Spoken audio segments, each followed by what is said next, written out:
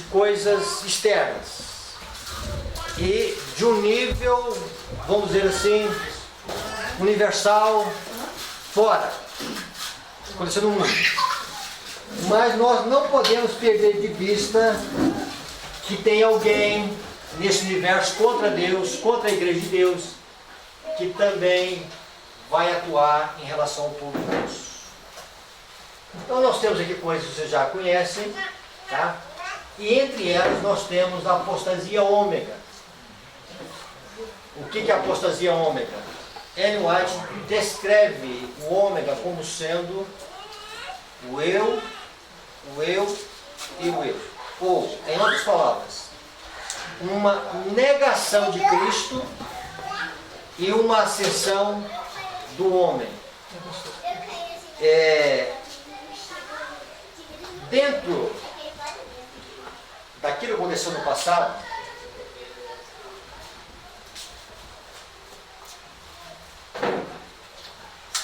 aconteceu a apostasia alfa. Na apostasia alfa estava, vamos dizer, a ideia do panteísmo. O que é o panteísmo? O panteísmo, irmãos, é a negação de Deus de uma forma que Deus é colocado de uma forma que ele não é Deus. Como pastor, como ficou? Então eu olho aquela bananeira ali, Deus está ali. Eu olho uma ovelha, Deus está naquela ovelha. Isso é o panteísmo. Existem músicas na igreja, não estou falando aqui de ritmada ou não, estou falando de letra, que há conceitos panteístas. Há conceitos panteístas. A pessoa nem sabe, né, pastor?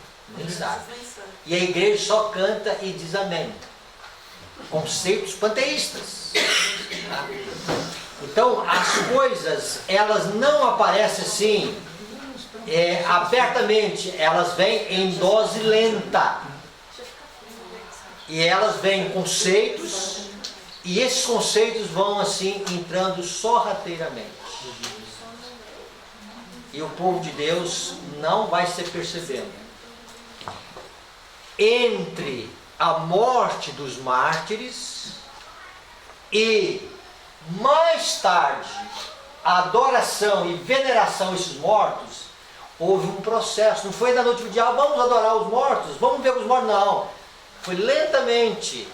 Então existem doses que estão vindo sobre a igreja, que são doses espiritualistas, tá? E a igreja às vezes não consegue ver isso, tá? E essa música, a letra dela diz, né? O arco-íris, Jesus é o arco-íris, não, Jesus é o amor é o arco-íris, e um negócio aqui, Jesus é arco-íris, Jesus nunca foi arco-íris, isso é panteísmo, tá? Só que só vai entender quem parar para analisar biblicamente e entender biblicamente que Deus, vamos dizer assim, ele criou o arco-íris, mas ele não está no arco-íris. Tá? Outra coisa, hoje existe uma adoração cada vez mais humanista. Um culto para mim, um culto que você vai pregar o que eu gosto, uma música que me agrada. E se você, não estou falando aqui de ritmo, não vou entrar aqui em questão de ritmo, tá? Uma que eu não sou autoridade, eu não sou músico, mas se você pegar uma letra das músicas do passado e uma letra de letra, as músicas no passado elas tinham consistência bíblica. As letras de hoje elas têm consistência humanista. O foco é o homem. Você está triste? Você está assim? Ela não lida com essa questão do pecado. Ela lida só com a sua existência. Seu bem-estar. Então veja bem, se a pregação é existencialista, se a música trata de existencialismo, tá? É de Deus. Isso não é uma verdade. E o que acontece com isto? Isto vai favorecendo, tá, a abertura para que venha novas e novas, vamos dizer o seguinte, né, ideologias, novos conceitos, novas filosofias que vão entrando no coração assim sorrateiramente.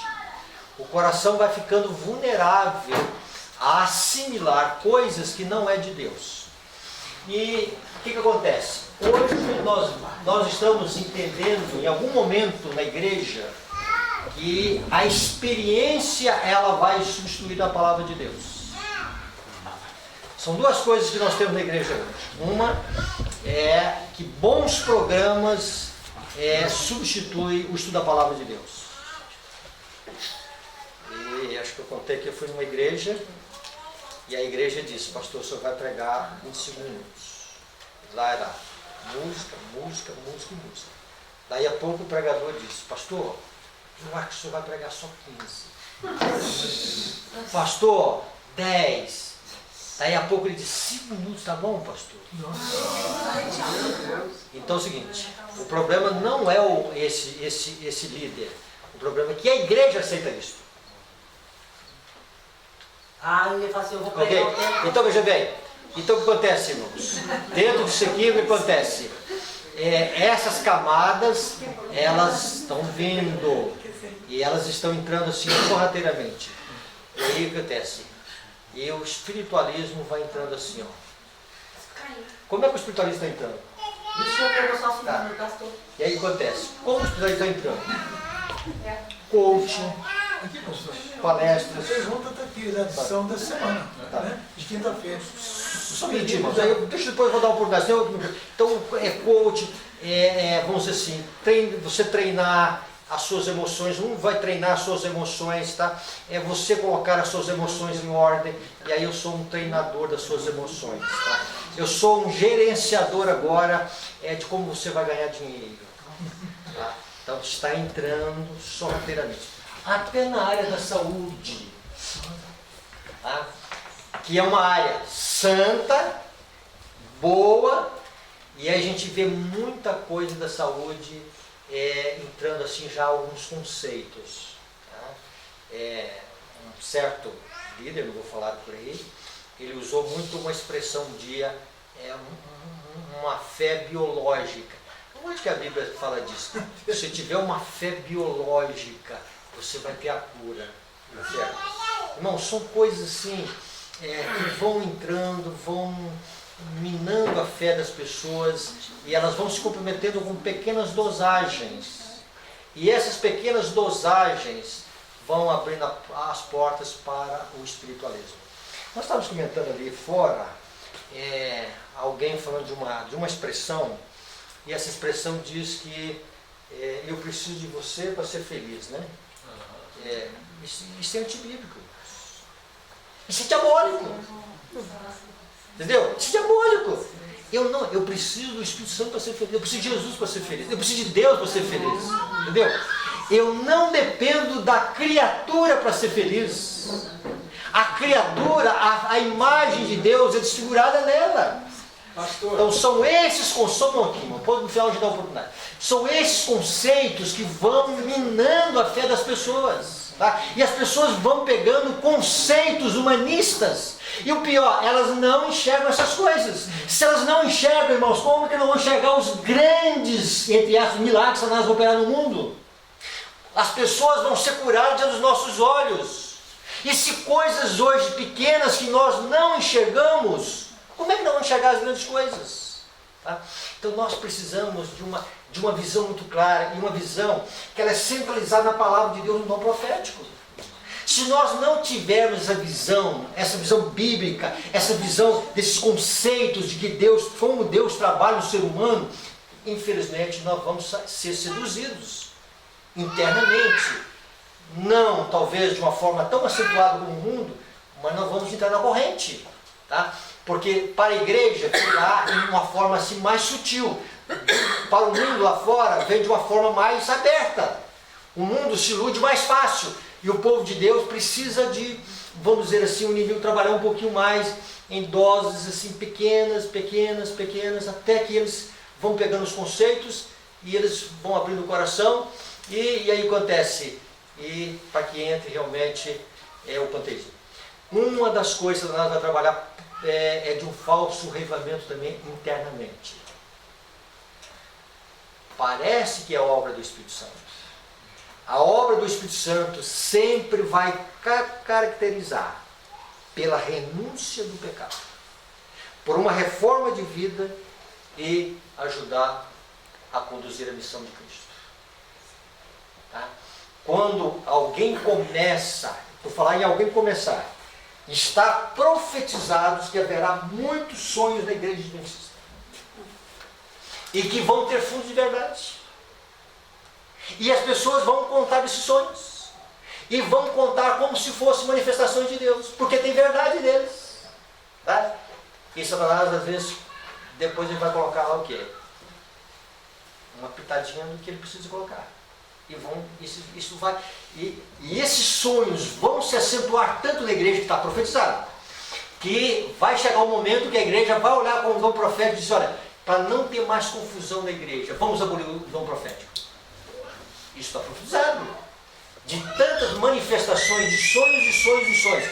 O Espírito Santo, irmãos, quando ele se manifesta para mostrar algo para nós, é para corrigir os nossos defeitos de caráter e é para mostrar para nós a necessidade da missão, de onde precisa de almas serem salvas. O Espírito Santo não simplesmente manifesta para dizer que manifestou, eu vi alguma coisa, isso não é obra de Deus. Deus não trabalha assim. As manifestações de atos apóstolos, vão sempre terminar em salvação de almas. Nunca que os apóstolos tiveram visões, aparições, manifestações de Deus só para Deus falar assim, eu estou por aqui, eu estou nessa cortina aqui, movimentando essa cortina, eu estou aqui nessa sala. Não, Deus ele trabalha de uma forma definindo as coisas para nós. E Deus não deixa dúvida quando ele trabalha. E o Espírito Santo, irmãos, ele age para nos convencer do pecado, da justiça e do juízo. Nós não precisamos ter medo disso. Quando o Espírito Santo está me convencendo do pecado, da justiça e do juízo, eu não preciso ter medo disso. Quando o Espírito Santo está me colocando para mim ser mais amoroso com as pessoas, eu não preciso ter medo disso. Mas quando o Espírito Santo quando as coisas começam a ver coisas, só para falar, dizer que vi coisas, só para dizer que sonhei com alguma coisa, não é obra. Nós temos a palavra escrita. Jesus sempre ele trabalhou e defendeu e viveu diante da tentação, dizendo, está escrito. É assim que Deus disse. Ele deu o exemplo para nós. Está escrito, está escrito, está escrito. Tá? E nós, nesses últimos dias, precisamos de um alicerce bíblico. Sobre mortalidade e imortalidade da alma, eu acredito que todos nós conhecemos. Mas nós não podemos ficar num conhecimento raso que nós temos. Nós precisamos de um conhecimento profundo da palavra, porque está escrito, profetizado, só aqueles que tiverem um diligente estudo da palavra de Deus e o poder do Espírito Santo na vida deles é que vão resistir ao mal. Tá? Porque, irmãos, esses demônios, operadores sinais, eles vão ressuscitar gente. Entre aspas, não são gente, né? São outros demônios em forma de gente. Tá? E vão citar textos bíblicos. E os demônios conhecem a Bíblia melhor que qualquer teólogo adventista. Tá? E vão citar esses textos. E às vezes com esse estudo que a gente dá para as pessoas sobre a questão dos mortos, nós achamos que conhecemos a questão dos mortos. Nós precisamos de um aprofundamento da palavra de Deus. Tá? Para nós resistirmos a essas coisas que virão pela frente. Tá? Cuidado, irmãos, com a experiência acima da palavra. Eu senti Deus. Tá? Então, veja bem, esta é a maneira como o mundo religioso lá fora imagina. Eu visitei um senhor, ele estava num estágio terminal de câncer. Ele era de uma igreja e a esposa da mesma igreja. E eu vi a situação muito crítica e a esposa disse, meu marido vai ser curado. E eu tentei falar para ela que Deus cura, mas se alguma coisa ela já havia também procurado algum tipo de solução, não, Deus vai curar, Deus vai curar, Deus vai curar. E vou encurtar a história. A hora que ela resolveu sair da porta da casa para levar o marido morreu na porta. Nunca viu uma coisa daquela. E por quê? Que ela dizia, pastor, a experiência que eu tenho com Deus. Eu tentava abrir alguma coisa da palavra e a experiência dela sobressai a experiência da Bíblia. Sufoca a palavra. Então, a experiência da palavra tem que ser superior à experiência que eu tenho com Deus. Se a experiência que eu tenho com Deus está em harmonia com a palavra, é tudo igual. Tá? Mas se não, é uma falta de experiência. Então, esse é o que nós estamos vivendo. Então, cuidado com manifestações espiritualistas que estão entrando sorrateiramente com o culto de Deus. Algumas coisas estão tão abertas, tá? E aí nós precisamos pedir a Deus um discernimento muito grande. Depois vamos entender um pouquinho sobre discernimento na palestra seguinte, até um assunto diferente disso, tá? Mas que o Espírito Santo nos ajude a entender isso. Tem a visão geral e temos uma visão interna. E ter uma experiência de vida com a palavra, que nós vamos saber definir o que é certo e o que é errado. Tá? Nós vamos ter que ter daqui para frente uma experiência de vida, nós vamos ouvir uma frase na música, na pregação, no retiro, e não dizer, não, Deus não trabalha assim. Deus não trabalha assim. Tá? Deus não age assim. Deus, Ele vai trabalhar sempre assim. E a gente vai tendo uma experiência com Deus e vai sabendo diferenciar o que é trigo e o que é joio. Só pela graça de Deus nós vamos vencer nesses últimos dias, irmãos. Tá? Porque nós vamos enfrentar como nunca força e engano. Tá? E a verdade precisa, só que a força vai se intensificar e o engano vai intensificar. O engano vai ser colocado no seu grau maior e a força vai ser colocada no seu grau maior. Tá? Que Deus ajude a entender isto, que o propósito de Deus nos dê uma visão clara do tempo que nós estamos vivendo. Amém.